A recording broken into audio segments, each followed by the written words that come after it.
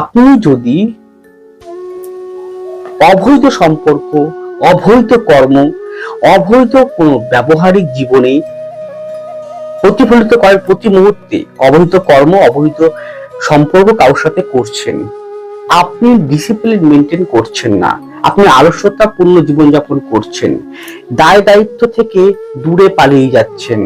আপনি নিজের পিতা মাতাকে সেবা করছেন না, আপনি তাদেরকে তুচ্ছ তাচ্ছিল্য করছেন, আপনি মানুষের সাথে প্রতি মুহূর্তে চিটিংবাজি করছেন,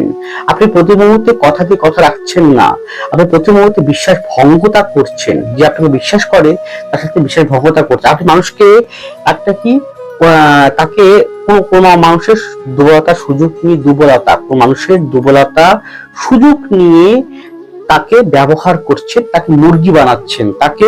আপনি কি করছেন হাতে নোয়া করে আপনার কার্যসিদ্ধি আপনি করছেন, ভাবছেন আপনি রক্ষা পাবেন এর থেকে। রাজ্যকারী গ্রহ কিন্তু আপনাকে, শনি কিন্তু আপনাকে ছেড়ে দেবে না, সে আপনার জীবনে অভিশাপ হয়ে আসবে। কোন ক্ষেত্রে?